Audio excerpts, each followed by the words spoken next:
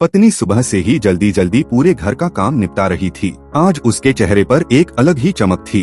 शादी के 10 साल बाद वह माँ बनने वाली थी। यही खुशखबरी वह आज अपने पति को देने वाली थी। उसने अपना कमरा भी सजा रखा था। वो तैयार होकर पति का इंतजार कर रही थी। लेकिन समय बीतता गया और रात गहराती गई। अचानक दरवाजे की घंटी बजी।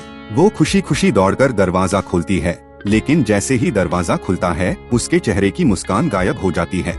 दरवाजे पर उसका पति खड़ा था, लेकिन उसके साथ एक लड़की भी थी। पत्नी के दिल में एक अजीब सी टीस उठी। उसकी आंखों में आंसू भर आए। सुबह होते ही उसने बैग पैक करना शुरू कर दिया। वो घर छोड़कर जाने का फैसला कर चुकी थी। तभी पीछे से किसी ने उसका हाथ पकड़ा। वो पलटी तो देखा उसका पति खड़ा था। पति ने उसे सीने से लगा लिया और बोला, तुम गलत समझ रही हो। उस लड़की के साथ मेरा कोई रिश्ता नहीं है जैसा तुम सोच रही हो। दरअसल बिजनेस में भारी नुकसान हो गया है। मैं कई दिनों से बहुत तनाव में था। कल रात मेरी तबीयत अचानक बिगड़ गई। देर रात होने के कारण और कोई साथ नहीं था, इसलिए मेरी ऑफिस की स्टाफ मुझे घर छोड़ने आई थी। बस इतना ही था। पत्नी की आंखें झुक गईं। वह खुद को गलत समझने के लिए शर्मिंदा महसूस कर रही थी।